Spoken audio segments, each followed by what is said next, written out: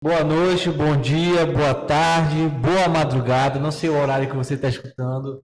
Eu me chamo Arthur Fonseca Olá, sou Flávio Henrique. e a gente está aqui em mais um episódio do nosso podcast. Hoje vamos ter uma conversa muito especial. Faz tempo, né, Faz Flávio? um ano, acho. Acho que mais de um ano. Foi depois do Providencial, a gente ficou meio traumatizado. A gente teve alguns problemas aí, mas voltamos. Saudade. E aí a gente está com um convidado super especial na nossa paróquia. Hoje a gente gostaria de dar boas-vindas para ele, nosso querido e amado Padre Ribamar. Seja muito bem-vindo, viu? Cadê as palmas aí? Não tem nenhuma palma. Boa noite, Arthur. Boa noite, Flávio. Olá, Boa noite a pai. todos vocês que estão nos ouvindo, assistindo nesse momento. Como ele disse, eu sou o Padre Ribamar. Ainda atuo aqui na paróquia de Cristo Rei como vigário paroquial. Até daqui a pouco. Bom, o Padre Ribamar, ele virou nosso amigo, né, Arthur? Depois do Enágio, né?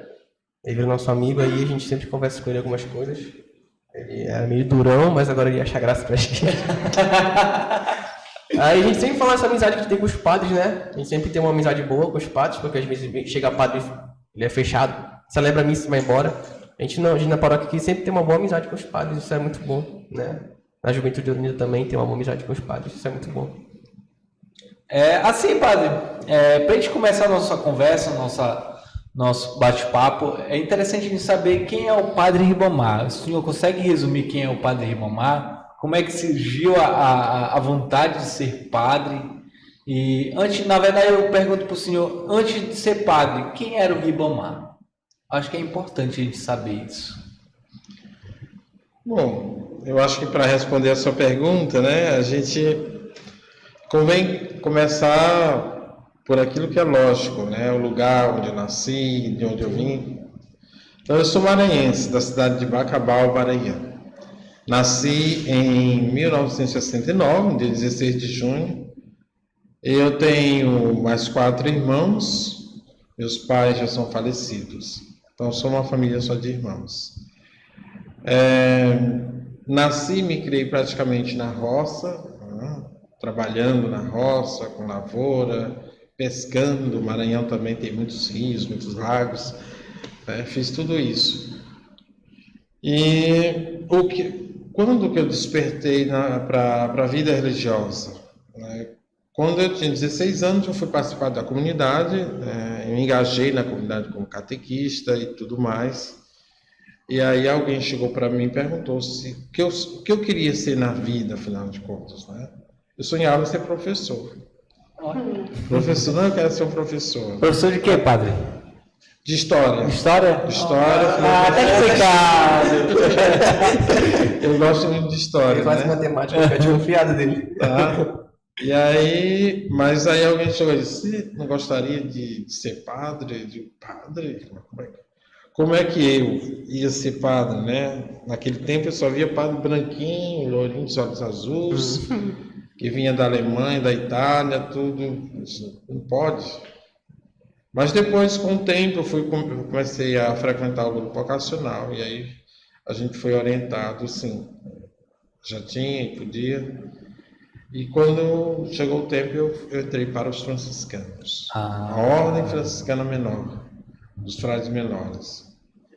Lá na minha cidade mesmo tem a província. E aí eu fiquei até 5 anos, fiz pós-doutorado, noviciado, 3 anos de filosofia lá em São Luís, Maranhão. E como foi essa sua mudança para cá, para a Orionita? Pois é. Então lá a caminhada não deu mais certo, né? Chegou um momento em que foi complicado, assim, eu não estava conseguindo me encontrar ali. Então eu saí e fiquei num intervalo de 10 anos. Caramba! O senhor tinha quantos anos quando o senhor saiu do seminário? Quando eu saí eu tinha 30 anos. Eita! 30 anos. Eu sei que tinha 30 agora. Eu tinha 30 anos, então eu fiquei mais 10 anos, 11 anos, aliás, fora.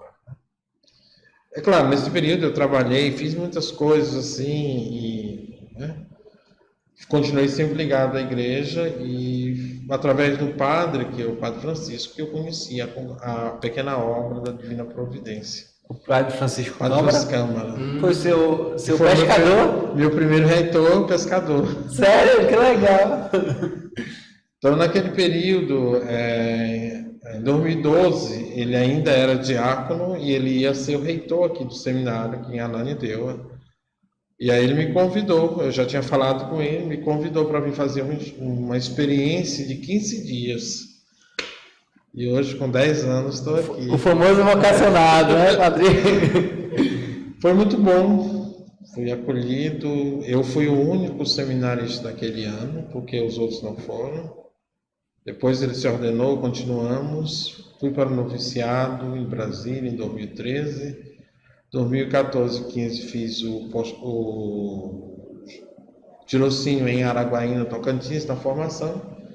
E do 16 a 19 fiz a teologia em Belo Horizonte, Minas Gerais. 2020 fui para Itapipoca, lá fui ordenado diácono.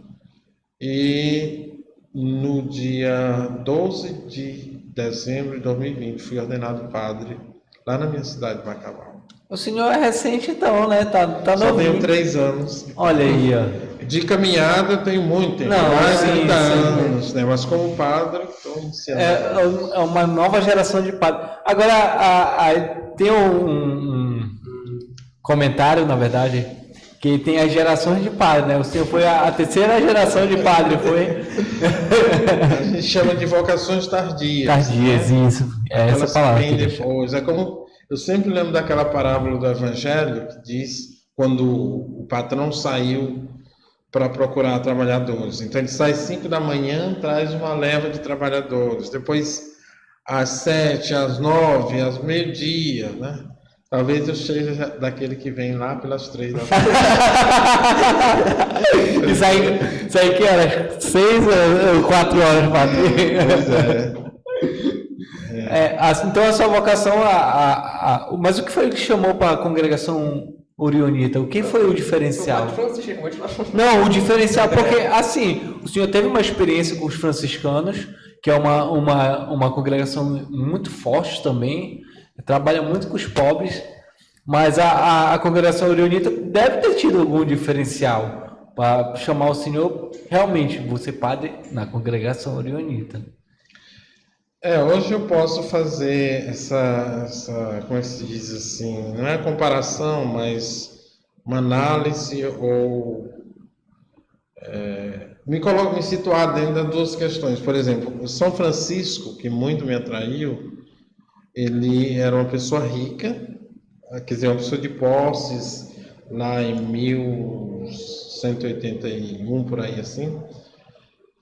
E o que ele fez? A sua conversão, ele deixou tudo para se tornar pobre, né? O pobrezinho de Assis, acolher Jesus, renunciar, tirar tudo, não só os bens materiais, tirar todo o egoísmo, todo o orgulho, e para se preencher de Jesus. E essa é a vida dos franciscanos, viver a pobreza evangélica. São Luís Orione, ele não era rico, ele já era pobre. Nasceu pobre. Nasceu, se criou pobre. Mas o que me chamou a atenção, né? Então, ele por ser pobre, passou a ser solidário com os pobres. Ele queria fazer algo pelos pobres. Queria ser um padre, um religioso, na compreensão dele. Ser padre religioso era estar com os pobres. E por isso que ele era um padre incansável, né? Estava onde as pessoas necessitavam dele. Tanto é que quando a sua primeira obra ele encheu o Colégio São Bernardino, né? Que ele criou ainda seminarista, ele encheu de meninos pobres, meninos que não tinham condição nenhuma de estudar. Naquela época não tinha estudo para todo mundo, não tinha estudo de graça. E ele encheu a casa e saiu mendigando, pedindo, né, de casa em casa, comida, ajuda para sustentar. E não era normal um padre fazer isso, né, padre? Acolher os mais necessitados. Claro, a igreja andava e doava, fazia suas benfeitorias, mas um agir de um padre, de um seminarista, São Luís Orione era seminarista, né? Dessa forma, acho que dali já sabia que não era uma pessoa normal. Era uma pessoa que realmente já tinha um pensamento muito mais à frente da Chamado Isso. diferente. Você colocou bem, né? Um pensamento à frente. São Luís estava à frente do seu tempo, né? Ele mirava no futuro, ele buscava algo que ele não se contentava com aquela vidinha ali, com aquele lugar. Como ele dizia assim, eu quero padres religiosos que não ficam na sacristia, mas que vai embora. Quer dizer, que vai ao encontro das pessoas. Que normalmente, o que era um padre, né? Principalmente o padre diocesano. Não quero que nada, de modo algum, polêmica dizer, aqui, ame respeito os nossos padres diocesanos com todo. Mas o que o padre faz? Ele cuida de uma paróquia e fica ali dentro de um território mais limitado, né? Claro, ali ele vai cuidar do sacramento, das pessoas e tudo mais. São Luís Orione sonhava mais. Uma igreja realmente afora. É o que o nosso Papa Francisco pede hoje, né? Hoje, né? Uma igreja De saída. saída, que os pastores se lameiam junto com as ovelhas, sintam o cheiro das ovelhas. São Luís Orione já fazia isso. E aí ele criou obras sociais, né? Obras sociais de acolhimento a pessoas com deficiência, que hoje nós chamamos de escotolengos, oratórios, asilos e outras coisas, que vai acolhendo sobretudo as pessoas mais necessitadas da sociedade. Inclusive a possibilidade de um padre negro participar numa congregação foi São Luís Orione que permitiu, né? Pois é. Ele veio ao Brasil só a primeira vez para criar uma congregação de padres negros, para religiosos mesmo. Quer dizer, pegar os meninos descendentes de pessoas escravizadas e, né, acolher para serem. Só que ele foi aconselhado a não fazer isso. Ia ser muito difícil. Então, abra as portas da sua congregação, e foi isso que ele fez. Foi a primeira congregação no Brasil a acolher pessoas, que chamam pessoas de cor, né? Hoje chamamos negros, né? Como nós. É claro que hoje todas as congregações, todas as ordens religiosas, já mudou muito, segmentos, né, já tem. Mas era uma dificuldade muito grande. Por causa da mentalidade da época e tudo mais, né, que se a gente conhece um pouco da história, da nossa história, vai saber por quê. Legal, a gente entender que São Luís Orione agindo aqui no Brasil contra, por exemplo, o racismo, né? Que hoje talvez seja mais escancarado na nossa sociedade, mas que enquanto religioso ele abraçava todo mundo, sem distinção nenhuma. Então isso já mostrava realmente um aspecto de um santo realmente na nossa presente, vivo, que talvez é tão perto aqui que ele viveu entre nós, alguém que realmente caminhou, viu várias obras serem criadas aqui, não tantas como ele queria, mas algumas já deu prosseguimento aqui no Brasil, mas que ele falou, né, no pé do Cristo Redentor, que ele não fez pelo Brasil em vida, ele faria depois de morto. E de fato, né, padre? Exatamente. Tome a obra. O Brasil é o país que tem mais, assim, tem uma presença muito forte orianita, né? Nós temos 2 províncias aqui, província Sul, província Norte, todo o Brasil, e com muitas obras, cotolengos. O que é o cotolengo, né? É uma casa, uma instituição hoje, que acolhe pessoas deficientes de todas as formas, né? Pessoas com deficiências. Deficiência mental, deficiência física, de todas as formas. Desde criancinha até o final. Né? Dependentes químicos também, né, padre?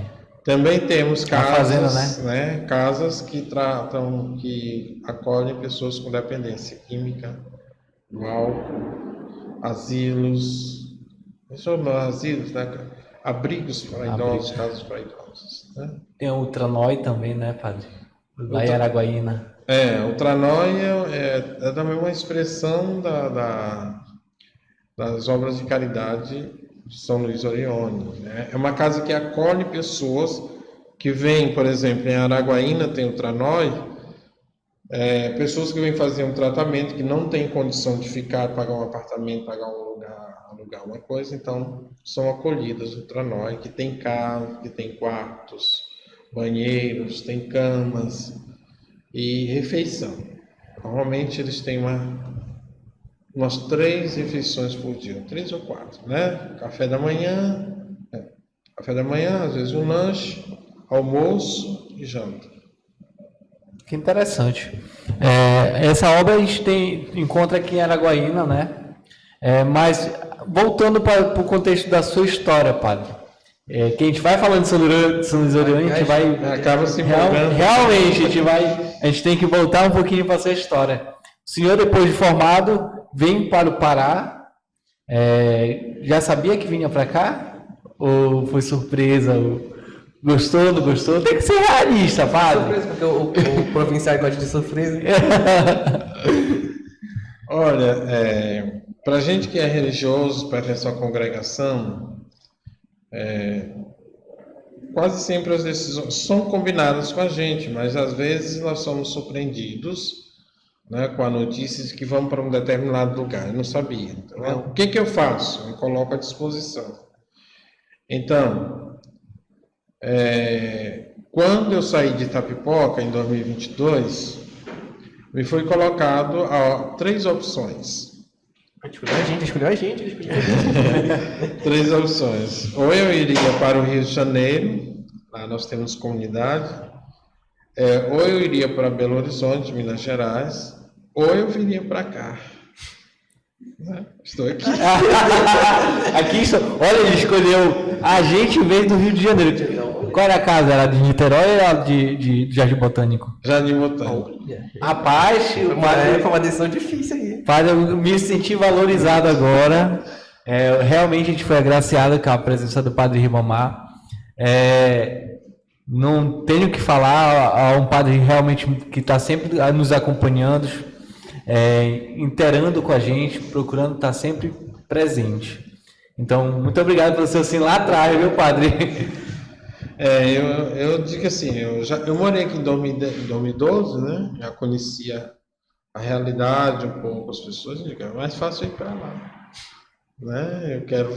O clima é um pouquinho mais parecido com o Maranhão. Não que os outros lugares não são bons, mas eu preferi frio. Então, o senhor está 3 anos aqui.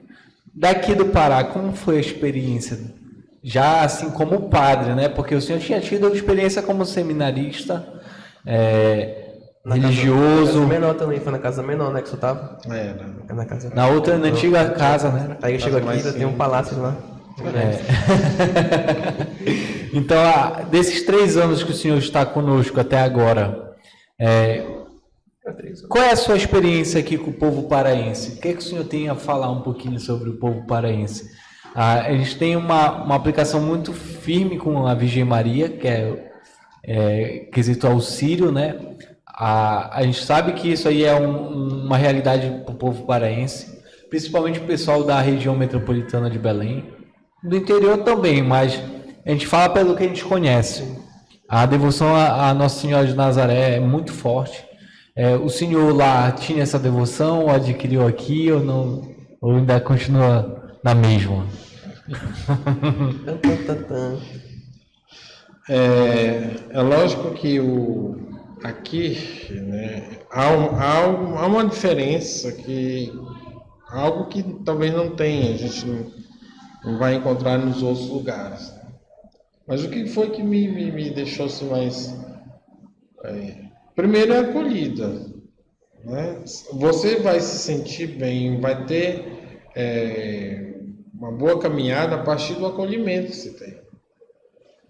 E não só por ser padre, mas também por pessoa, né? Por ser pessoa. Então, eu fui muito bem acolhido pelas madrinhas, depois pela própria paróquia, as pessoas, né? E é claro, o lado religioso. Em 2012 eu pude já vislumbrar isso, já participei do Círio, fui lá. e agora já participei como padre. É impressionante ver a fé do povo, a devoção que tem a Nossa Senhora. É uma coisa assim que deixa a gente impactado. A multidão de gente, tudo mais, não só naquele dia, mas também as mobilizações que há antes do Círio, toda a preparação, é algo que só tem aqui mesmo, né? Você não vai ver em outros lugares. E isso chama muita atenção, eu gostei bastante. Né? Apesar de no dia do Círio agora, eu tinha um compromisso muito e eu não pude participar, mas estava presente. No dia do Círio, o senhor não estava aqui? No outro, sim. Né? Ah, no sim. outro... Mas muito bom. Então, essa parte religiosa, né? Ótimo. Parte cultural, tenho que dizer, né? A questão cultural é muito forte aqui também. A questão da culinária. Gosto muito de... O que o senhor vai sentir falta daqui quando o senhor for? Da Jussara. Não é Jussara, viu, padre? É açaí. Olha que eu fui agora lá pro Maranhão, fui comer a Jussara. E tem, você encontra assim, os passos. Às vezes tá açaí, mas hoje todo lugar é açaí. Uhum. Mas tem lugar que ainda bota Jussara. Sério? Na plaquinha vermelha. É. Olha que legal. A mais ali próximo de São Luís. Realmente ela tem um gosto diferente. Olhando assim, você vai ver, estudando, a Jussara ela se difere um pouquinho do açaí. Na aparência e no gosto. Né? Mas muito boa também. Eu não sei como você, se vocês já provaram. E padre, o senhor prefere Guaraná Jesus ou açaí? 1000 vezes açaí. 1-0 pro Pará, viu? Não, eu gosto. Aqui eu gosto muito, sabe o quê? Do arroz camarão. Arroz paraense. Arroz paraense. Eu não gosto do arroz maranhense? Eu gosto. Mas é daqui. O arroz maranhense é o com arroz, que a gente fala que é o Maria Isabel, né? Que vem com a folha da vinagreira. A Maria Isabel, normalmente é separada, a carne com arroz, juntos. E tem o arroz de cuchá, que é feito, né, lá preparado, bota as folhas, depois refoga elas, coloca o arroz dentro, e aí bota camarão, bota mais outros temperos, fica muito gostoso. Quase o arroz paraense, né? Só não faltou o jambu aí. Só que ele fica, E o tucupi. ele fica todo escurinho, assim, mas um gosto bem forte. É aquele gosto da vinagreira, né? Ele não forte. fica muito azedo, não, mas fica gostoso, bem gostoso. Eu gosto daquela folha da vinagreira. Mas assim, padre, a gente está falando da sua história, do seu contexto aqui na nossa paróquia. Atualmente o senhor é o vigário, né? Sou. Hoje o senhor está como pároco, né? Ou não? Porque o padre Benedito está viajando. Então a gente vai falar um pouquinho sobre a questão da igreja, entender essa questão da hierarquia. Eu acho que o senhor domina muito o assunto sobre a questão da hierarquia. Se os padres saem daqui tudo, o senhor toma conta, o senhor se torna o pároco da paróquia. Um exemplo, só um exemplo. A organização como é feita, né?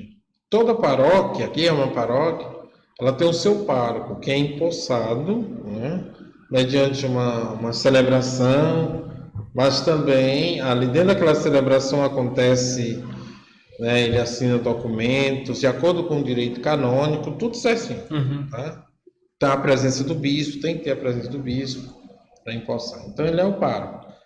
E esse pároco ele pode viver sozinho, tá ali sozinho naquela paróquia, mas ele pode ter um vigário. O que faz um vigário? O vigário é o auxiliar dele, né? E a palavra vigário significa representante, aquele que representa, né? Então, quando o pároco se ausenta, automaticamente o vigário assume interinamente, né? Assume a paróquia. Eu não sou o pároco, eu sou o vigário que assumiu interinamente. Isso é bel que não vai disputar. Se todos os padres sumissem aqui do estado do Pará, o senhor se tornar o vigário da arquidiocese? Você está sonhando longe. Não, estamos fazendo uma suposição, né? Se caso, por exemplo, todos os padres viajassem e ficasse só o senhor aqui presente, o senhor se tornaria o vigário da arquidiocese? Certamente, não. De Belém? Não, porque isso teria que ter uma nomeação, alguma coisa assim. Porque o vigário da diocese, ele é o vigário do bispo. Não é? Na ausência do bispo, ele assume, se não tiver um bispo auxiliar. No caso aqui da diocese, nós temos o bispo titular e mais 2 auxiliares. Então, se o bispo titular sai, um desses 2 assume, né? Até o outro chegar ou até se resolver a questão. Mesma coisa na paróquia. Mas, como você fez uma pergunta, se todos os padres saíssem, ficasse só eu, com certeza, como padre, seria, né, seria a referência. Teria um poder como se fosse um bispo, né? Não. Não, aí é mais complicado porque para eu ter esse poder, eu teria que ser nomeado. Porque assim, nas dioceses, o que acontece quando acontece numa diocese, né? Se uma diocese fica vacante, vamos dizer o seguinte, o bispo não tem bispo, o bispo foi transferido ou morreu, o padre, o núncio apostólico, ele nomeia um administrador para essa diocese, que pode ser o vigário do bispo, pode ser um outro padre, ou pode ser de outro lugar. Entendi. Vai administrar a diocese, até vir o novo bispo. Assim que acontece. Padre, o senhor se já pegou aqui ao Pará? Gostei, mas infelizmente tenho que ir. Porque eu vi uma missão do senhor domingo, que o senhor falou que o senhor é evangelizador, né? Tem que ir e tal, para os lugares. É porque assim, quando nós, religiosos, padres religiosos, que pertencem a uma congregação, uma família religiosa, nós fazemos esse voto de obediência. É um voto a mais, né, padre? São os 3 votos: pobreza, castidade e obediência, né? E no caso nós orionitas fazemos um voto a mais, que é o voto de obediência ao Papa, aos bispos, à Igreja, né?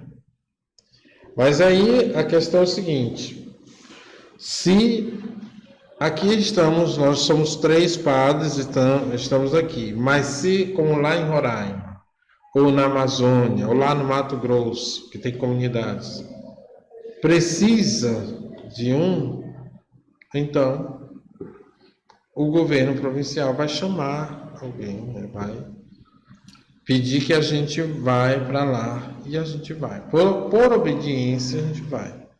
Não é que a gente não gosta do lugar. Eu gostei daqui, eu gosto daqui, né? Mas me chamaram para lá, tá precisando mais, então eu vou para lá. Mas por uma questão... A gente precisa do senhor aqui também. Uma questão de obediência. A gente entende a dinâmica da congregação, tudo. A gente sabe que mandou o senhor para lá. A gente sabe, por exemplo, o Padre Pedro foi mandado para o Amazonas, né? Novo Aripuanã. Ao lugar realmente muito remoto, um lugar que está abrindo a nova casa, mas que precisava realmente de missionários. O Padre Pedro é excelente, é um padre que realmente precisa estar nessa missão também. Inclusive, um abraço para ele. Provavelmente vai assistir nossa transmissão. Você pega a internet lá. Já pega assim, que tem Starlink lá. Mas que, por exemplo, precisa realmente de pessoas ousadas, missionários realmente. Isso, você falou bem. Pessoas ousadas, que é muito fácil, às vezes, a gente ficar no lugar onde já é cômodo. Por exemplo, aqui, a nossa presença aqui no Pará, e aqui de modo específico, São 50 anos. Está consolidado, né, padre? Então já tem uma consolidação, né? Isso. Agora, outros lugares que ainda não tem, que precisam. Boa Vista é uma casa nova, né, padre? Já vai começar a chegar Tem no contexto 5 já. anos por aí assim, ainda nem tem uma paróquia estruturada, é uma área missionária, precisa de atenção, precisa de catequese, de preparação da liturgia, né, as pastorais, né, precisa ter uma presença oranita mais efetiva, Projetos trabalho com a sociais. juventude, tudo isso, MLO, MJO, e precisa, né? E aí vão chamando aqueles que vão se dispor. Agora, atualmente, o senhor foi nomeado para estar assumindo essa missão lá para Boa Vista, né, padre? Isso. Me conte assim um pouco do que foi essa surpresa para o senhor, não foi tão surpresa. O senhor, quais são as expectativas para lá? O que o senhor vai nos dizer hoje? Quando chega o período de transferências, né, a gente costuma, vamos dizer assim, tirar para todo lado, né? Diga assim, se você não pede, se você tem uma referência, que às vezes não é muito bom você dizer assim, eu quero ir para lugar tal, ficar aqui. Não é o seu gosto, é o Porque às vezes a congregação precisa de você em outro lugar. Uhum. Claro que a minha cabeça também passou por lá. Porque outras comunidades maiores já estão bem estruturadas, já tem gente. Tá? E aí, realmente foi o que saiu, né? Roraima, Boa Vista. E no primeiro momento eu só acolhi a proposta do provincial, do Conselho Provincial.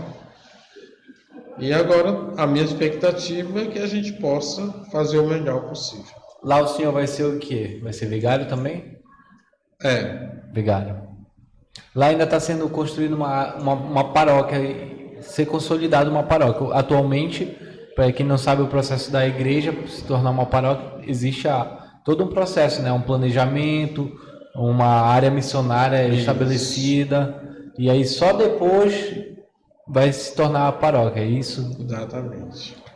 Já tem um espaço, já tem uma igreja, você já disse que é a paróquia, né?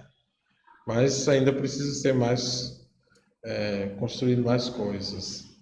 Casas a gente já tem. Tem. Uma casa que é a província que construiu, já tem, né? Lá faz fronteira com os países vizinhos, né? Com a Venezuela.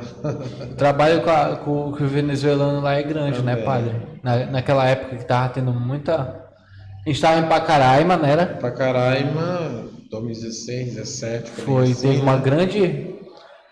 Aquele fluxo de imigração muito forte, saindo da Venezuela por causa da situação econômica e tudo mais.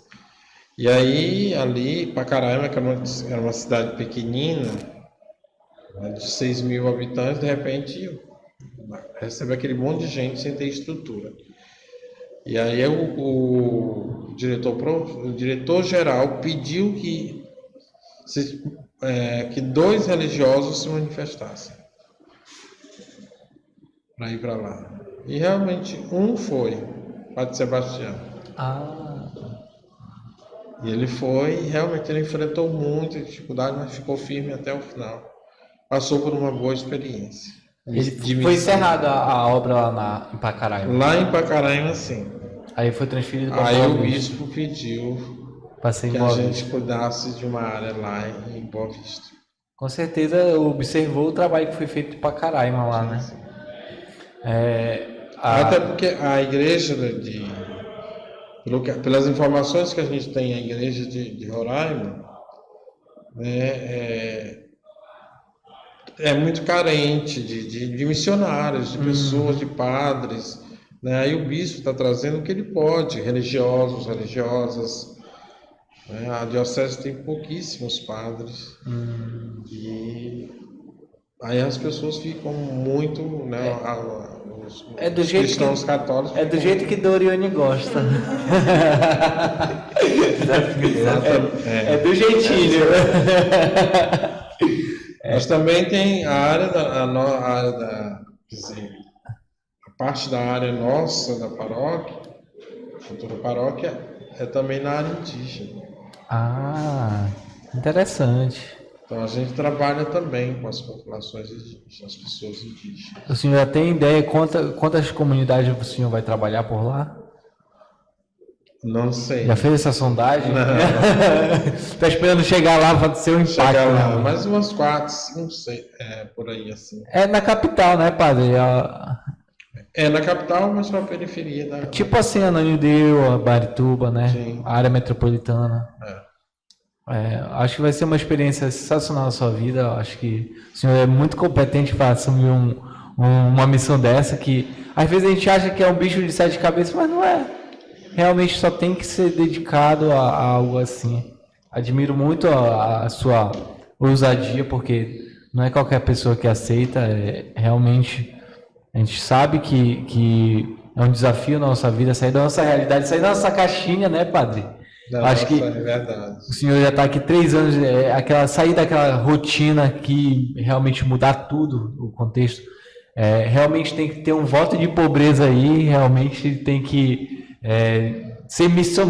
tem que ser muito missionário realmente para poder assumir um compromisso desse. Mas assim, a partir do momento que o senhor vai para lá, o senhor já sabe quanto tempo o senhor vai ficar ou não é a congregação que fala? Olha, normalmente quando alguém é transferido, 3, 4, 5 anos, 6, né? Se ela tem uma função como diretor da casa, vai, por exemplo, 3 mais 3 anos, mais 3 anos. São 3 triênios. Pároco também, normalmente. Mas pode ser que você saia antes. Se precisar em outro local. Isso. Com 4 anos, 5 anos, 6 anos, né? Qual é a sua cidade no Maranhão, padre? Bacabal. Ah, tá.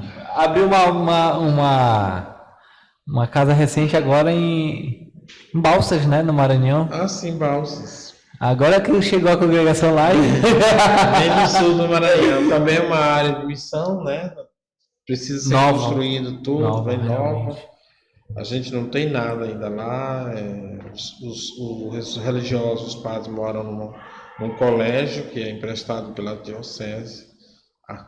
A missão lá é árdua. E aí também, tem que né? construir a igreja matriz, tem que construir nas comunidades, tudo isso. O padre que está lá é para fazer. Quem é o padre que está lá? No momento é o padre Miguel, que também tem parentes aqui na... Foi ordenado aqui, não foi no Cristo Rei? Foi o primeiro padre, se eu não me engano, a ser ordenado aqui. Foi o primeiro padre. E lá, quem é que vai ser seu companheiro? Só é o senhor que vai ser lá? Lá já está morando. Tem o padre Getúlio, que é um padre bem jovem. A gente estudou junto, fizemos legal. a teologia todos juntos. Olha, legal. Os 4 anos. Aí ele se ordenou primeiro. Foi o primeiro período que eu, 2019. E ele já, como missão, ele já foi para lá. E já vai fazer quase 5 anos que ele está lá. Já está batendo quase o terceiro E triênio. agora parece... É o pároco ele? ele está sendo transferido para Rio Bananal. Olha o spoiler aí, ó. E aí, mas tem o padre Fabiano, que é um mineiro, né? Também moramos junto no teológico. E provavelmente serão nós dois. Dois padres, então, lá. Interessante. Padre, qual foi o desafio que o senhor encontrou aqui na paróquia? Ou não teve nenhum desafio? Porque aqui o senhor aprendeu a ser padre, né, padre? Que foi a primeira A sua experiência? primeira experiência foi aqui, né? Assim como vigário foi. Se bem que lá onde eu estava, lá em Itapipoca, também, mesmo trabalhando na formação, mas eu já fazia o mesmo trabalho que tinha aqui, né? Celebrar nas comunidades mas aqui, fora dessa questão da formação, então eu me dediquei mais ao trabalho como vigário. Aqui o maior desafio que eu encontrei aqui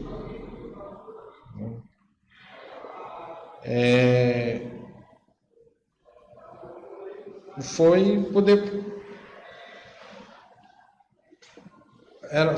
poder estar presente nas pessoas, nas comunidades e tudo mais. Quando eu digo assim, estar presente, só celebrando missas, um padre não se realiza só celebrando missas. Ele tem que fazer alguma coisa, né? Tem que trabalhar, vamos dizer assim, atender espiritualmente pessoas, fazer visitas, né? Atender os doentes, acompanhar um grupo, a pastoral familiar, a liturgia, tudo isso. Eu não consegui interagir direito com isso. Eu tentei o máximo ser presença na vida, todo acompanhado como eu pude. Mas eu gostaria de ter feito mais. É uma lição que o senhor leva. Eu gosto muito de trabalhar na questão da formação, né? Mas eu não pude fazer isso não porque a paróquia não quis, mas porque não deu tempo. O senhor leva isso como lição, então, para o senhor aplicar lá em Boa Vista. Mas aí o que eu pude fazer, eu fiz, né? E levo também, como você disse, como lição. Fica até lição pra gente também aproveitar o padre, né? Quando ele está lá, poder conversar, né? E eu digo para vocês ainda, como, né? Vocês que são jovens, vocês que estão na frente, assim, já tem uma caminhada e uma consciência, aproveitem melhor os padres que vocês têm, tá? Para esses momentos formativos. Eu acredito muito na formação. Acredito que o cristão, ele caminha bem quando ele é informado, quando ele é informado e formado, tá? Vamos dizer, formado no carisma orionita, você ser um orionita não porque vê os outros, mas porque você tem consciência e é formado nisso. Mas também ser um cristão que você tenha conhecimento da palavra de Deus, se aprofunde na palavra de Deus, se aprofunde na vida, na história da igreja, do cristianismo, conheça melhor isso. Só se tu consegue defender, né? Isso vai ser bom para a sua vida e também para você se defender diante das coisas que estão aí. Então aproveitem isso, explorem no bom sentido os padres que vêm, os clérigos. Bom, ser orionita também é um desafio, né? Ser orionita, porque, cuidar ali... Levar sopa é uma coisa simples, mas tem gente que quando vai entregar já chora. Ser orionita é meio desafio, como a gente sair daqui do nosso estado e para outro, os padres também saírem dos seus lugares e para outro, né? É meio desafio que o padre tem que enfrentar. Esse é um grande desafio da vida religiosa, né? É você deixar tudo para trás. Assim, porque uma das características da vida religiosa é a itinerância. Essa itinerância sair sempre, assim como fez Jesus. Por que o padre religioso não fica no mesmo local dele, onde ele nasceu? Por exemplo, o diocesano, ele é daqui de Belém, ele vai ser ordenado em Belém e ele fica em Belém, né? O padre orionita não, ou um padre religioso, ele é ordenado na sua paróquia de origem, mas ele é mandado para outro lugar do Brasil, por exemplo, como no caso dos orionitas. Por que há essa diferença? Olha, em primeiro lugar, vamos dizer assim, o padre diocesano, ele foi ordenado para aquilo, para cuidar de uma paróquia naquele local, né, ali, numa diocese. Né? Ele pertence a essa diocese E ele vai cuidar de uma paróquia ali dentro dessa área geográfica, dessa dimensão. A missão do padre diocesano é cuidar da paróquia, separo. As congregações, as ordens e congregações, quando foram criando, em primeiro lugar, o objetivo delas não é ficar aqui, é se expandir. É como se fosse Elas são o missionárias. front, né, É. da igreja, algo que fosse o desbravadores da Isso, igreja. desbravadores, que vão para onde o padre diocesano não pode ir, ele vai. Né? Então essa é a missão. E como as congregações elas estão em todos os lugares, em todas as partes, e isso facilita ou exige de nós esse ir e vir, essa parte, né? E é porque o essencial de tudo mesmo é a missão, né? A igreja em si, ela é missionária, né? A essência do cristianismo é a missão, é sair, é ir, né, para a fronteira, ir até os confins. Como Jesus fez, né? Exatamente. Seguiu o E aí, espaço dele. mas como o padre diocesano até pode fazer essa experiência, mas ele não vai, porque ele tem a missão aqui, então quem vai fazer isso? O religioso. O religioso. Interessante. Padre, daqui do Pará, o que o senhor vai levar na sua mala? Essa era a minha pergunta. Foi mal. O que o senhor vai levar daqui? Tanto em aspecto físico, Cultural, o cultural, ou de comida. O que o senhor leva na sua bagagem? Só vai levar um Em carimbó. um todo. Só vai levar um carimbó para lá. Olha, é uma pergunta difícil, porque se você for fazer escolha, tudo é muito, né? É muita coisa. Mas com certeza eu levo na minha mala, no meu coração, todo o carinho, tudo aquilo, a expressão de amor, de fraternidade do povo. Legal. E vou sempre me lembrar das comidas, né, da questão cultural, Dos igarapés. religiosos, dos igarapés que a gente já foi. Vou me lembrar muito disso. Isso aqui a gente vivia no Pará, mas no coração levo todo o povo, o nosso povo aqui do Pará. Que legal. Porque o paraense, ele é muito assim, vem cá, né? Muito amigo, bora conversar e tal. Ele é muito parceiro, né? Sei de outros estados que eu não fui. Mas sempre quando a gente vai nas viagens, né? Em Nájua, a gente sempre é bem alegre. O paraense é sempre bem alegre. Bem e sempre bem destacado. A gente foi destacado na JMJO também, no Instagram dele lá. Paraense chegaram assim, fazer um carimbó e tal. Então a gente acha que a gente é bem alegre, o paraense. Sim. Bem acolhedor. Destaca assim. Assim, o senhor tem o seu limite de hospedagem aqui no Pará, já está chegando os limites, né? O senhor já vai embarcar quando? Dia 1º. Dia 1º. Primeiro o senhor já está lá se apresentando. Dia 1º eu devo chegar lá pelas 11 da noite, das 22, 23 horas, saindo daqui umas... Tá pertinho, né? Diretamente. Tá pertinho, né? Tá pertinho. Semana que vem, realmente. E aí, e no seu lugar, quem é que vem? Vai ficar sem vigário, sem padre? Virá o que está sendo, né, colocado assim, é o padre, como é que se chama? Edgar. Que ainda é diácono, ainda vai se ordenar. Ele se ordena. Já deve ter se ordenado quando a gente... Ele vai se ordenar sábado que vem. Quando lançar esse vídeo, ele está se ordenando. Em Guaraná. O podcast é sábado agora, vai ser sábado aqui, dia 27, eu acho que sai. Dia 27. Ele está ordenando. Ele vai estar se ordenando lá. Um padre também novo, um padre que... E qual é a mensagem que o senhor deixa para ele? Porque assim, o Edgar, padre Edgar, diácono agora, depois padre Edgar, nós entramos no noviciado, somos da mesma turma. Né? E eram para ir 12 naquela vez, 2013, 12 noviços. Um ficou na rodoviária de Araguaína, chegaram 11. Eita! Né? E o único do Maranhão, então. Depois professamos 7, primeira profissão. E agora tem 2. Assim, A caminhada é bem exigente. Eu, né?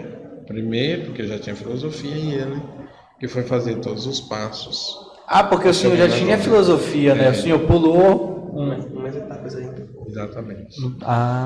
Faz sentido. E aí o Edgar, que é muito inteligente, ele gosta muito da liturgia, ele é muito aplicado nessas questões da liturgia. E o que eu desejo para ele, né, é vir com o coração aberto, né, sem pretensões, sem nada, e estar presente na vida do povo, acolher o povo que vai acolher ele, e o restante vem por acréscimo. Com certeza vai ser a primeira experiência dele como padre, como vigário. E vocês aqui estão responsáveis para ajudar o padre a se sentir bem, a ser padre também. Com certeza. E ele vem de coração aberto, né? Bem tranquilo. Deixar que o resto, né? Deus, o Espírito Santo vai Viver realmente, viver. se tornar um paraense, tá vendo? E é diferente porque ele já teve uma experiência de missão lá em Novo Arapuã. Pois é, ele e o Padre Lucas não foi? Já conhece um pouco essa realidade, então fica fácil. Ele esteve aqui na ordenação do Padre Renato, né? Foi. Do José Renato, e a gente conheceu, eu tive uma pequena conversa com o Padre, teve um spoiler já, né? o Diácono Edgar até então. Realmente ele está com a expectativa já contando os dias para se ordenar, então logo deve estar por aqui já, quem sabe num outro podcast. O Flávio... Faça um podcast quando ele chegar, eu já chamo logo, para que a comunidade conheça, né? Colocando as expectativas, é uma sugestão, né? Vocês aqui vão ver, e ele também, dentro das possibilidades dele, é claro, daquilo que é possível. O senhor acha que o Pará é um desafio, assim, para os novos padres que vêm? Ele é novo, né, agora? Acha que o Pará assusta? Será um desafio? Assim. Olha, eu digo para vocês que, de modo geral, toda a região norte e nordeste assusta para quem vem lá do sul. O Padre Aguiar, por exemplo, né? Com todo respeito, que gosto muito desse confrade, né? Veio com aquela expectativa, assim. Como? Porque às vezes não conhece. Tem muitos sonhos, outras informações, às vezes informações. É igual como a Boa Vista, a gente não conhece, a gente imagina coisas. Mas o que as pessoas mais sentem aqui é a questão do calor. Né? O nosso calor. Aqui, abafado. Que é assim. É igual quando a gente vai pra Brasília também, a gente chega lá, daqui a pouco fica seco, tá? Ninguém soa nada. Porque é seco, né? O ar. Seco, né? A gente vem desafio. Legal. O calor que eles sentem, né? Mais. E padre, a gente estava conversando antes, só para a gente contextualizar, algo mais assim, que o padre é muito bom nesse tipo de respostas. A gente está conversando antes de começar o nosso podcast, e aí a gente estava perguntando para ele se todos os discípulos são santos. E a gente queria perguntar, e Judas? Judas é santo ou não? Por quê? Olha, você está me botando. Pois ele fez a pergunta. Olha, eu penso que ninguém, nenhum padre, nenhum bispo vai te... como é que se diz assim? Afirmar? Dar uma resposta, né? No sentido de que você está pensando. Então, o que a gente pensa, né? Que o Judas, ao mesmo tempo que ele teve que ser, né, na história, pegar essa fama de ser o traidor de Jesus, né? Vamos dizer que se isso fazia parte dos planos de Deus ou não, né? Fica aí essa questão para a gente pensar, né? E o que Deus fez com Judas, qual é o que ele tem Propósito. depois, propósito lá, né, na eternidade. Porque Judas foi amigo de Jesus, né, padre? Tinha intimidade com Jesus, então... Aí o que nós podemos refletir sobre Judas é assim, que o Evangelho vai colocando, né? Por exemplo, ele vai dizer que ele é zelota, então ele já participava daquele grupo dos zelotes, essa característica do grupo era luta armada, queria a libertação de Israel, mas através das armas, era uma revolução, derrubar o Império Romano e tudo. Há reflexões que diz que o Judas, por pertencer a esse grupo e por fazer parte do grupo de Jesus, e vendo em Jesus aqueles milagres, todo o poder, ele diz, agora é a hora da gente, né, dar a volta por cima. E viu uma possibilidade. E talvez e são reflexões, são especulações, né, que a gente vê. Então ele vou forçar um pouquinho essa barra. Então, entregando Jesus, ele pode se revoltar, né, contra os romanos, contra todos. Só que aconteceu o contrário, né? O contrário de que ele entrega Jesus e Jesus não reage. Porque essa não é a lógica do reino de Jesus, né? Reagir ao mal com o mal. Dar outra face. E essa outra face porque Jesus quebra essa cadeia de violência, de tudo, né? De ódio e de... né? Então ele prefere morrer, é o sacrifício que ele tem que fazer para que a humanidade possa redimir. Então, quando Judas vê isso, então ele se decepciona profundamente. Quer dizer, talvez cai em si, se arrepende, e tira a própria vida. Talvez se ele tivesse pedido perdão a Jesus, ele... Por exemplo, Pedro também não foi diferente. Pois Pedro era muito revoltado com Jesus. Pedro negou ele 3 vezes.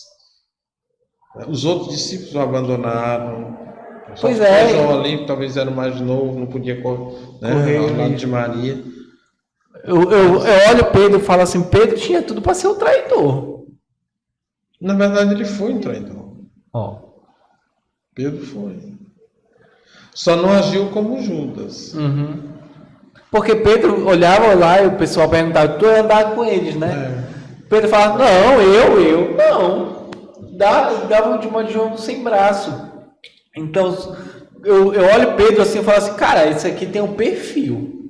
Mas só que a forma dele realmente agir foi diferente de Judas. Judas foi muito... Eu acho que ele foi muito incisivo. Eu acho que ele acreditava muito que Jesus ia fazer a revolta, tudo contra os romanos e tal.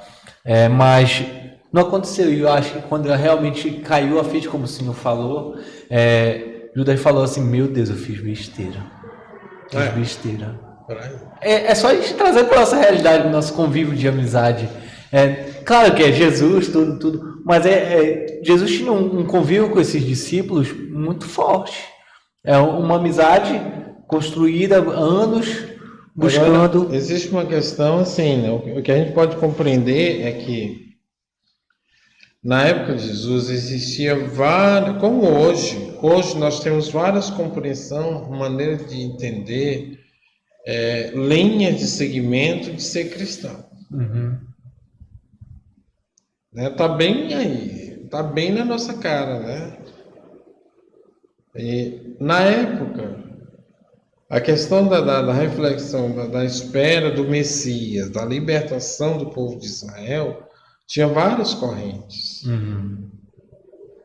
Por exemplo, a corrente da religião oficial de Israel, do templo, dos sacerdotes, é que o Messias seria o descendente de Davi e que ele viria, né, no final dos tempos, um homem poderoso, com todo o seu aparato, exército e tudo, destronaria o imperador romano, tiraria Herodes, e agora Israel seria Liberta. né? Ia reinar sobre a terra até hoje. É o que Ainda pensam assim, né? então, seria isso. Acreditam que Jesus foi apenas um profeta, né? Isso. Tinha a linha chamada linha dos profetas. Qual é a linha dos profetas? É a daquela do servo sofredor de Isaías. O servo que, né, se sacrificou, que não abriu a boca, mas que... E Jesus assumiu essa linha. E aí o que o pessoal do templo, o que os outros... Não, isso aí não é Messias, não. Como é que o Messias vem disso aí? E depois como é que vai dizer assim, como é que o Messias sai da Galileia? A Galileia era considerado um lugar, né, Sujo. sujo, Como é que o Messias anda com aquelas pessoas pescador? Como é que da Galileia sai alguém que preste? Pois né? é, Hoje tem muito como disso, se- né? Hoje, infelizmente, né,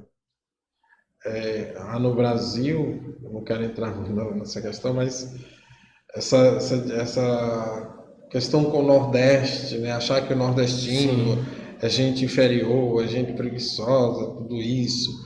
E aí, do Nordeste pode sair... esse estereótipo, do né? Nordeste pode sair um bom cientista, pode Sim. sair um bom isso, né? Quer dizer, esses questionamentos. E na época de Jesus, isso, da galera não sai ninguém que preste. Como é que o Messias vai sair daqui? O Messias tem que sair daqui. Né? E nem chegou um momento que nem os discípulos acreditavam nisso. No Evangelho de Marcos, capítulo 8, Jesus vai perguntar: e vocês, o que vocês acham que o povo pensa de mim? Ah, você é um profeta, você é Elias, você não sei o quê, tá. Quem é o Messias nessa parte? Mas, Vocês acham quem é o Messias? mas ele disse, ninguém falou que ele era o Messias. Uhum. O povo não sentia Jesus como Messias ainda. Como pregador. O profeta sim, porque muitos profetas, bom, poderoso. Sabia que era primo de João, né? Aí, mas o que Jesus faz? E vocês que estão comigo, vocês que convivem comigo, o que vocês dizem que eu sou? Deu na asa deles. Aí Pedro vai e diz: tu és o Messias, o Filho do Deus vivo. Pedro deu uma dentro, né? Jesus elogia Pedro dizendo assim: olha, não foi de ti que nasceu, não é da carne, não é da tua vontade, não é? Mas foi Deus quem te inspirou a dizer isso. O Espírito que te inspirou. Então, para chegar a dizer isso, fazer essa profissão de fé, para isso, você precisa ter muita consciência, ter muito, né, divinidade, e ali mostra. E aí, mesmo na hora da morte, ainda vem essa dúvida. Olha os discípulos de Emaús. Depois da morte de Jesus, eles vão desiludidos. Quer dizer, ainda não acreditavam totalmente. Depois da morte, os discípulos ficam com medo na sala e as mulheres vão anunciar: olha, o Senhor está vivo, mas eles não acreditam nas mulheres. Quer dizer, o medo ainda não acreditava. Tudo é selado, realmente acontece com a ressurreição.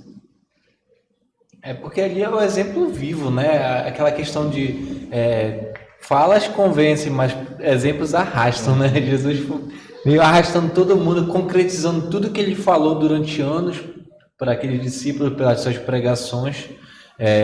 Mas Jesus já tinha dado indícios para os discípulos, os milagres que ele fazia na Galileia, durante o percurso dele todo, desde o casamento em Caná.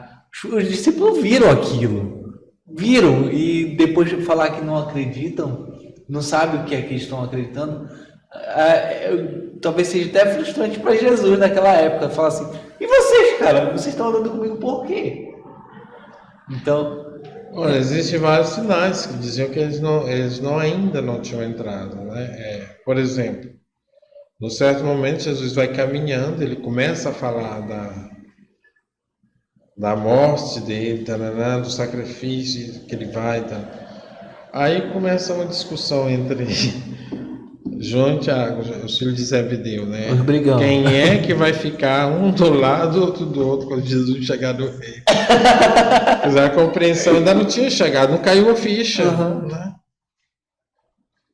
E os outros começaram a brigar, "Oh, mas esses dois aqui querem passar a perna na gente, né? Então, né? E começou a briga. E Jesus vai ensinar eles, olha, entre as nações é assim. Vocês brigam por cargos e tudo, mas no reino do céu não se faz dessa forma. Aquele que quiser ser o primeiro, que seja o primeiro a servir o seu irmão. Vai ensinando o contrário para eles. E é claro, é evidente que ainda na hora da morte eles ainda não tinham entendido direito. Eles ficaram.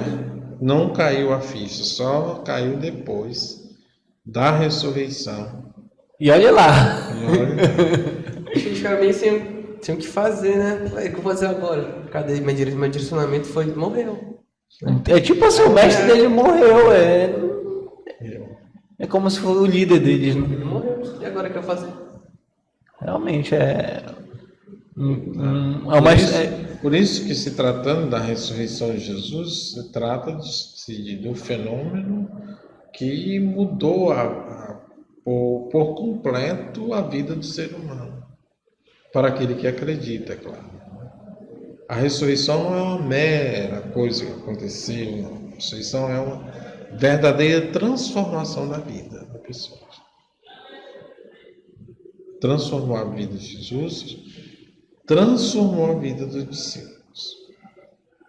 E a gente vai entender que, por exemplo, naquele contexto lá, Jesus foi perseguido pela sinagoga, né?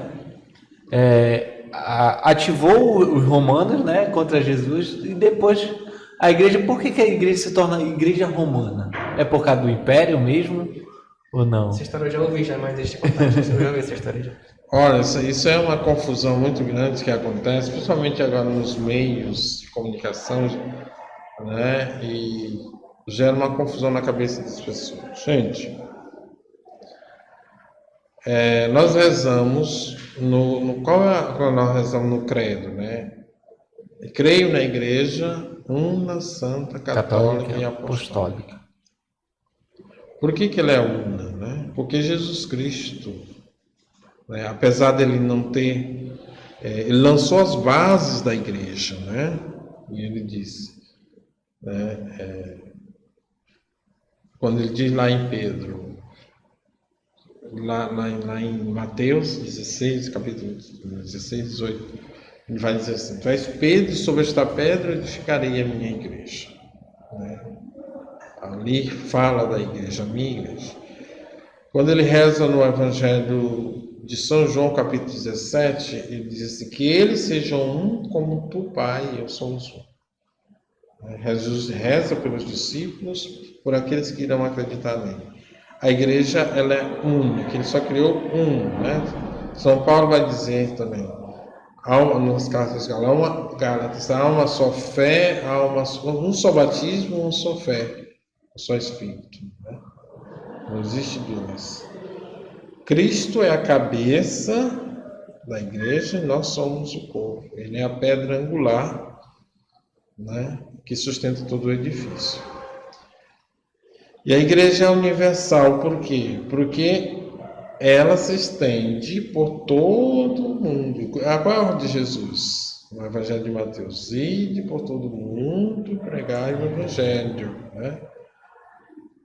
Isso no grego significa católico. O que é católico? Universal, que se estende por todo o mundo. Então a igreja, ela é católica, porque a sua característica, sua essência é se espalhar para o mundo todo, né? Para todas as pessoas. Apostólica, porque os apóstolos são o fundamento dessa igreja. No Pentecostes, ali nasce realmente a igreja de Cristo, fundamentada nas colunas dos apóstolos, que vão sair para criar comunidades. Santa, católica, apostólica. Romana, por quê? É só uma questão histórica, uma questão, né? Por quê? Porque Pedro ficou sendo, quando Jesus saiu, Pedro ficou cuidando, sendo o chefe, ou sendo aquele que a referência dentro da igreja.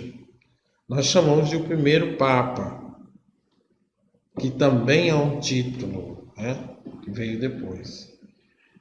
E como Pedro, né, tem vários sinais ali dentro do livro dos Evangelhos, no Evangelho de João, quando Jesus já deixa Pedro na frente do grupo, no Ato dos Apóstolos, após o Pentecoste, ele já faz um discurso, né? É ele que toma a frente, os discípulos não tomam a frente, refere-se a Pedro, então já coloca Pedro como sendo realmente, né, o líder do grupo.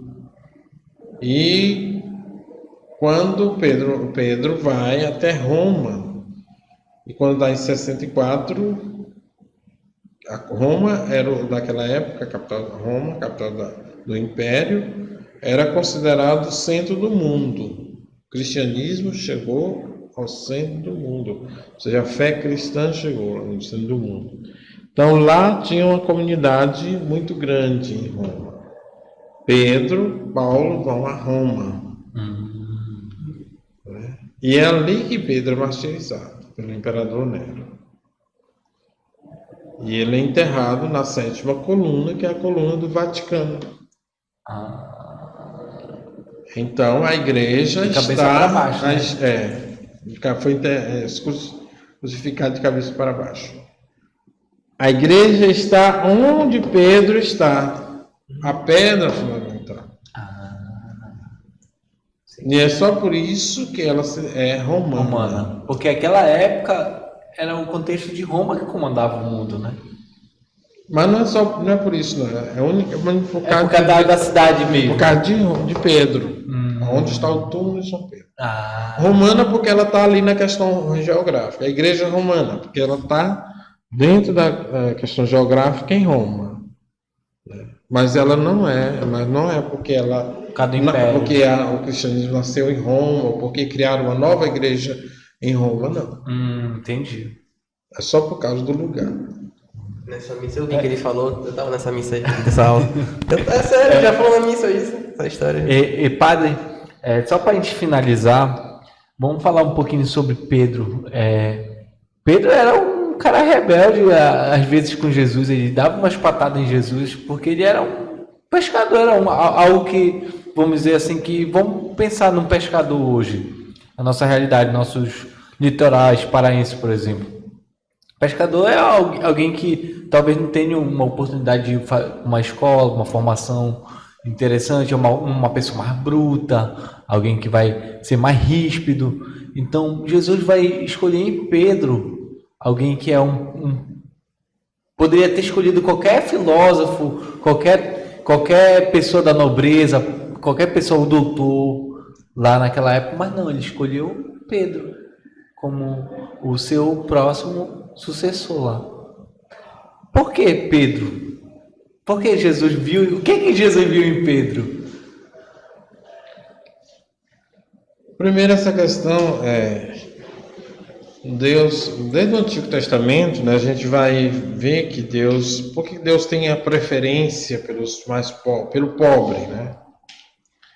Fazendo essa leitura desde o Antigo Testamento. Claro que tinha pessoas com posses e tudo mais. Por que no Deuteronômio lá tem leis que diz: proteja a viúva e o pobre, o órfão, o pobre, a viúva, o estrangeiro? Porque são pessoas indefesas, né? São vulneráveis, né? E eles, os pobres, as coisas são a maioria. A maioria. As pessoas, as elites, elas nunca são a maioria. Elas são um público seleto. Um grupinho. Então, a maioria que está... Quem são os escravos? A maioria. Né? Quem são os mais... A maioria. Os que trabalham no campo? A maioria. E esses são desprotegidos. Essa é uma das questões. Outra... O pobre não é porque ele é mais santo, porque Deus prefere ele, mas porque o pobre não tem nada. Não tem mais a quem recorrer, então ele recorre a Deus. E o pobre é que acolhe melhor Deus. Por que Jesus escolhe, começa a sua missão lá na Galileia dos pobres, né? Porque esses acolhem melhor. Porque se ele fosse para Jerusalém, Jerusalém ia matá-lo antes da obra. Se ele fosse pregar no templo para né? Ele não iria ter sucesso. Então ele vai para cá, no meio dos pobres. E aí vai a multidão de pobres. E Pedro faz parte desse contexto de pobres. Rejeitados, né? Dos rejeitados, né? Mateus também, né? Era cobrador de impostos. Cobrador de imposto, um ladrão, considerado um pecador público para os outros. Porque ele era judeu, só que ele era cobrador de impostos, né? Isso aí, pô, ele já era praticamente deserdado da família dele. Trabalhar pelo Império Romano. Então, Pedro, como nós vimos, um homem que conheceu a dureza da vida, né, trabalhando como pescador, e não é fácil, a gente sabe como são os nossos pescadores, né, dos ribeirinhos hoje. Imagina naquela época que não tinha proteção nenhuma. Meu pai amado. Né? Analfabeto, criado aí ao Deus dará.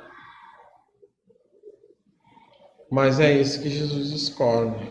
Quer dizer, a gente quase não entende qual é a lógica de Deus. Por que Deus vai atrás das pessoas? Por que Ele prefere isso? Por que Ele não escolheu um fariseu lá? Por que Ele escolheu um sacerdote? Ele vai escolher Pedro, escolher André, escolher os outros, e aí por diante. E o Pedro, a personalidade de Pedro, ela é aquela mesma, arrojado, né? Cheio de rompantes, faz as coisas às vezes sem pensar e tudo. Meio impulsivo, né? Impulsivo. Mas, se olhando para o lado, Pedro é muito humano. Ele é humano. Todas as suas ações, os seus impulsos refletem a humanidade que tem nele, né? Que tem nele. Vamos dizer que talvez Pedro, por exceção da mentira, do negar, ele tenha sido muito verdadeiro, né? Quer dizer, Jesus gosta de Pedro. Viu nele um potencial muito grande, né? Um potencial. Talvez que ele nem tenha visto nele mesmo, né? Com toda aquela coisa dele, ele vê algo lá que ninguém consegue ver. Esse aí sim. Beleza, Jesus já estava hackeado, né? Mas o Pedro não, acho que nem os amigos dele, o irmão dele não conseguiria ver isso. Talvez também a questão da experiência de vida, né? Hoje, se você vai escolher entre uma pessoa para um cargo, né, um mais velho ou um mais novo. O mais novo é formado vamos dizer, tem doutorado, tem tudo, mas tem esse aqui que também tem, ou tem menos, mas tem mais experiência. Eu escolhi o que tem mais experiência. Muitas vezes se escolhe o que tem mais experiência. Claro que se você também arrumar um espaço para o novo, para ele aprender, seria bom. Essa é a lógica certa, né? Para que ele também aprenda. Mas o mais velho, no tempo de Jesus, os mais velhos eram mais bem vistos. Mais bem vistos porque tinha mais experiência. Legal. Muito legal mesmo. Bom, Flávio? A mensagem que o senhor deixaria pra gente aqui, né, para parar, e a mensagem que o senhor vai deixar, quer passar para as pessoas quando o senhor chegar lá na sua nova missão, qual seria essa? Falando nessa câmera aqui, ó. Como eu disse antes, né, vocês aproveitem os momentos que vocês têm, principalmente vocês de juventude aqui da Paróquia Cristo Rei, aproveitem os momentos que vocês têm com os padres aqui do seminário, explorem bem eles no bom sentido, para aprender mais. Tá? Quanto mais formação e informação vocês tiverem, melhor. Não percam a oportunidade para isso. Outra coisa, façam com que a mensagem de Cristo, a mensagem do Evangelho, a mensagem de São Luís Oriônio, esse carisma, que ele atinja outros jovens. Não só os jovens que já estão aqui, esses já estão conquistados, mas outros que estão fora, né? Que estão lá fora, que precisam de uma palavra minha.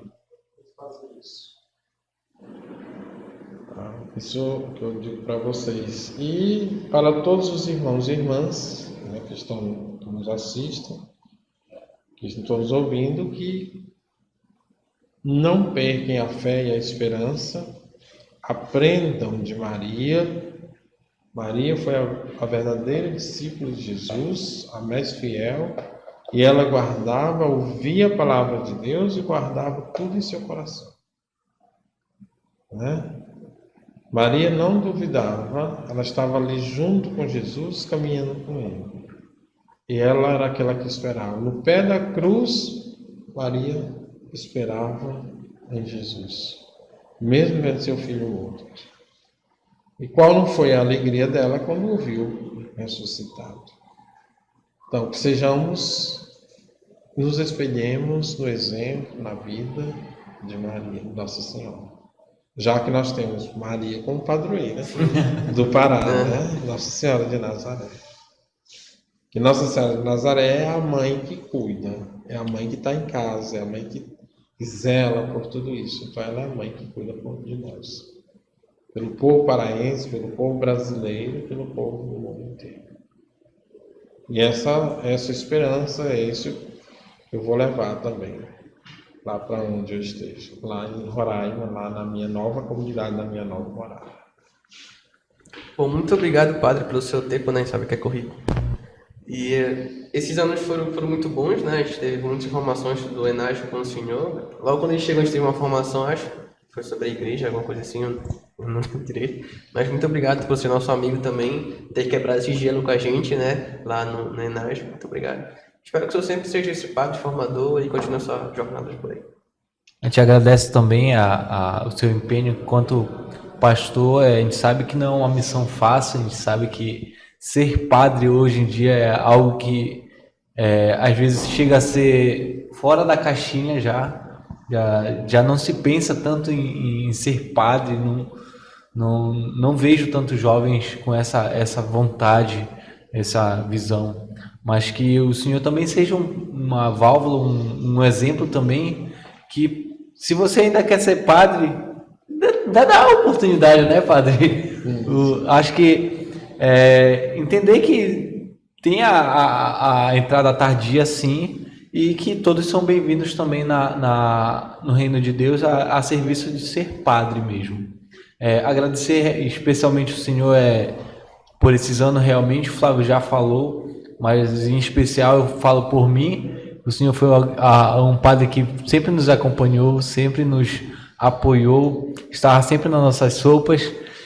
Depois que o Padre Pedro nos deixou indo para o Amazonas, foi o Senhor que ficou ferrenho com a gente na sopa, juntamente com o Padre Benedito e com o Padre Aguiar posteriormente.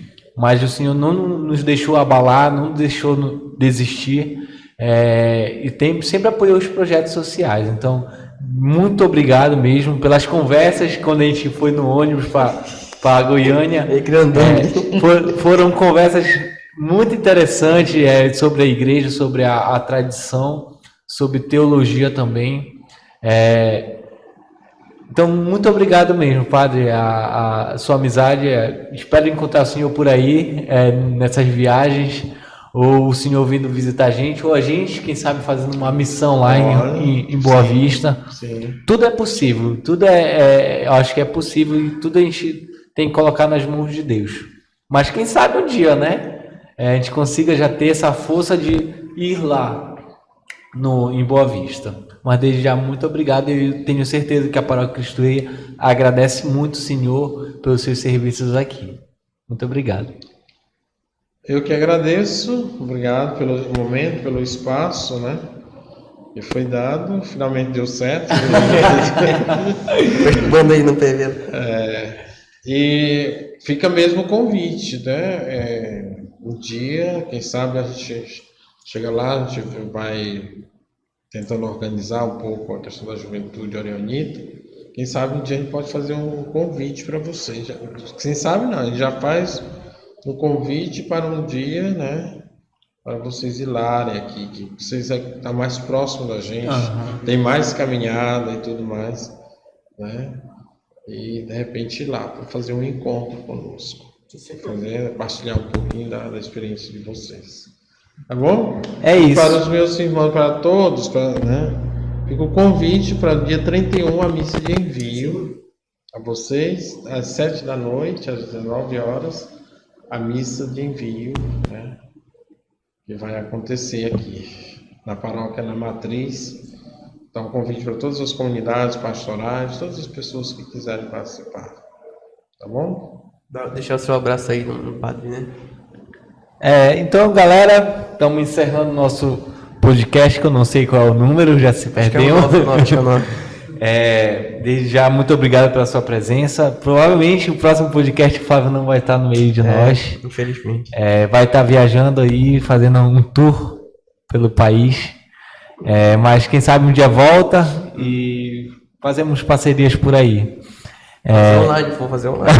Fazer online, pode ser. Mas desde já, muito obrigado. Tenha uma boa noite, ou um bom dia, uma boa madrugada, ou uma boa tarde. Que o Senhor nos guarde sempre. E é isso. Ave Maria aí. Avante!